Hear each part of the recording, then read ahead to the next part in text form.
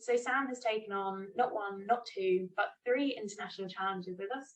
We need to create them to keep up with who wants to do them. Has also supported us endlessly as a team leader and a volunteer, designing products, event stewarding, and so much more. So we're really pleased to have Sam here, as he's literally just come back from our inaugural water event. So I'll let Sam introduce himself, tell us a little bit about his journey with Dig Deep. But if you do have any questions for Sam, please do pop them in the chat box now about any of the challenges. So Sam, over to you. Thanks. Yeah, hi everyone.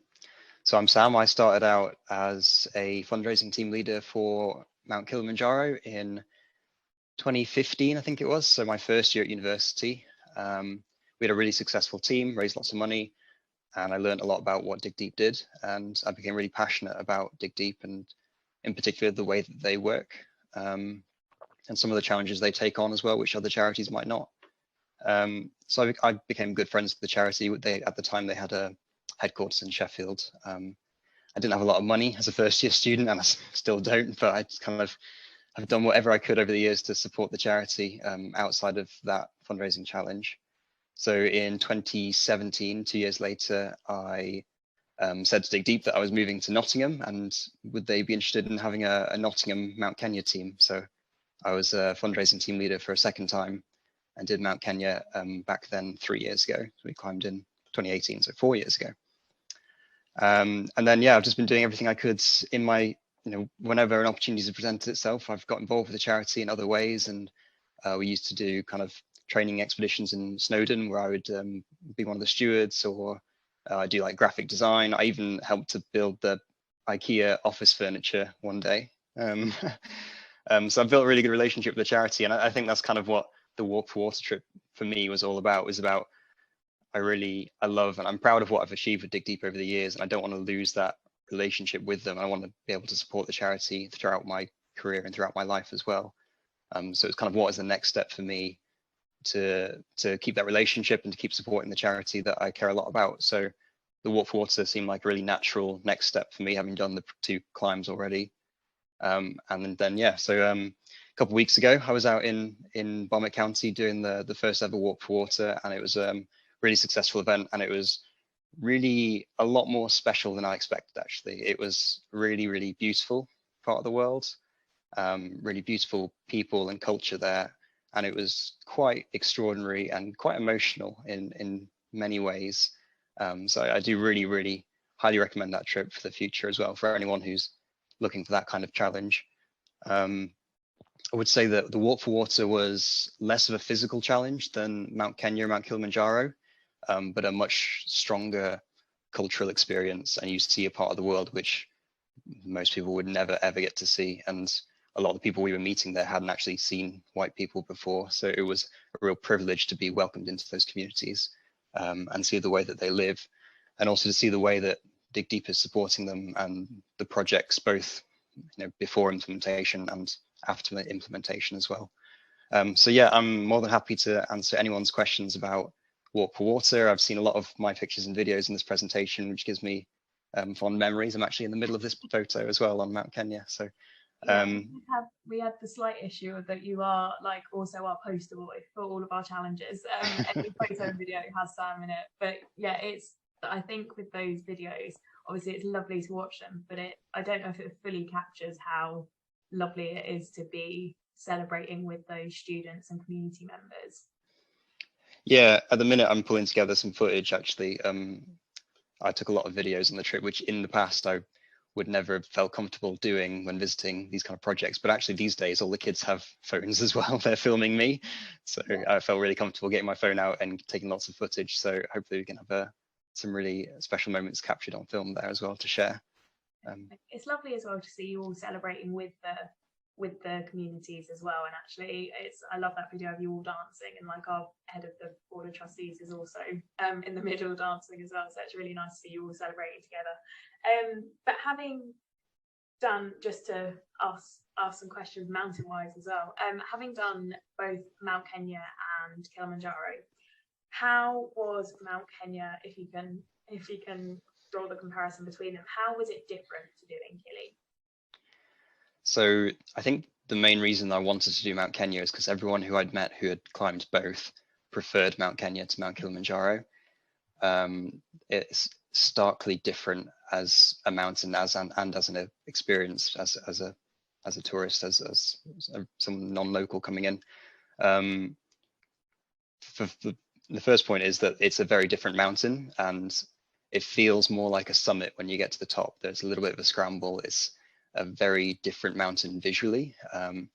It's a lot more diverse in terms of kind of the vegetation, and obviously the animals you see on the mountain as well. It's got a lot more wildlife, and the main difference is it's a lot quieter. I don't know what Kilimanjaro has been like for our more recent climbers, but certainly when I did it in 2015, when you got to a campsite, it was absolutely rammed with tents, and you couldn't get a photo without people being in the background. Whereas when you're walking, it was a more pleasant, quiet experience. But Mount Kenya, I don't think we saw anyone else the whole trip, honestly. So it's really special because you get the mountain to yourself in that way.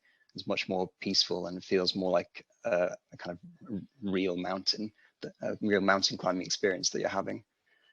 I think that's what I always remember, is feeling like we got caught in a hailstorm when my group were on Mount Kenya, and I always remember thinking, well, we really are in the wild now. But yeah, it's definitely quite a comparison. And like you say, with the summit, you do have that scramble before you reach the summit point. So I remember there's like a little ladder you have to climb up. I don't know if you remember those metal bars in the rock, and trying to get up those with cold hands. I remember that being a struggle, but then getting to the top, and I think it was when you're the only ones up there, there is something really, really special about that.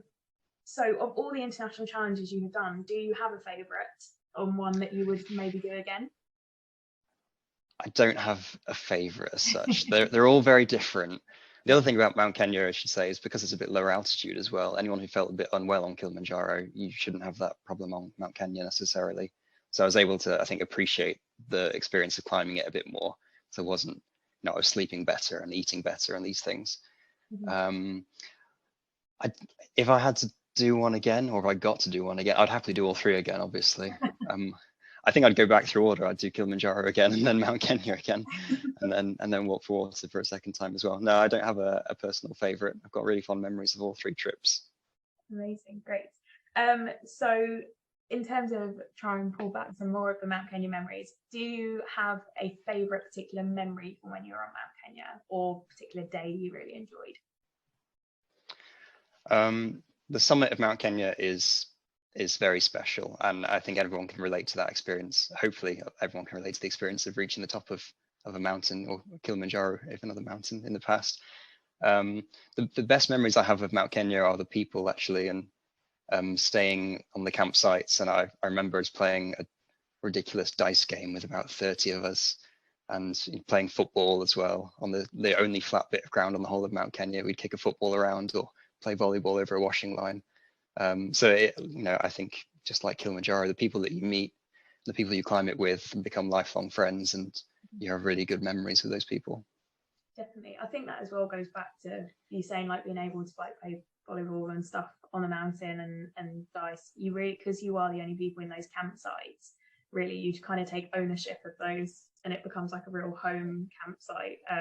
Whereas, like you say, on Kili, it's lovely, but they're quite busy campsites, so it's pretty much, you feel like your tent is your safe space. But yeah, you have a bit more free reign on Mount Kenya, which is great. So leading on, do you have a best bit from your walk for water trip? I've not thought about this yet. It's too soon to process it all. Everyone on the trip will tell you how special the school visits were.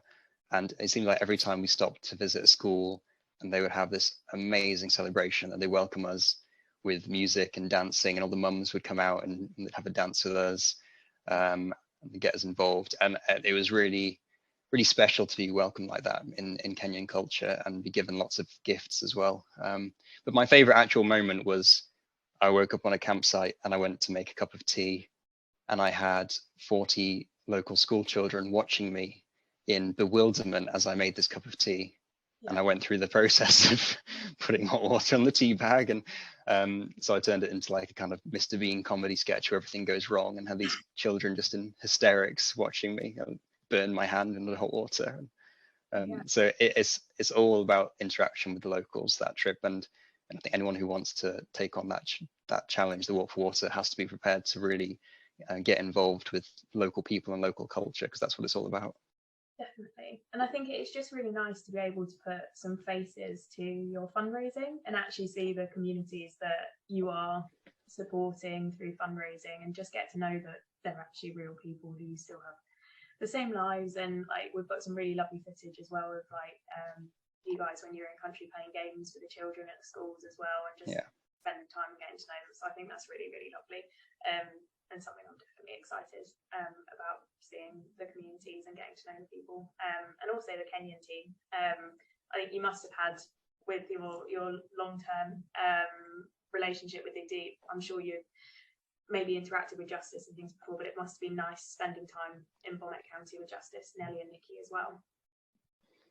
Yeah, the Kenya team's really welcoming. It was nice to see the office. Justice recognised me straight away somehow, because we met about 5 years ago in Sheffield when he came to the UK. Yeah.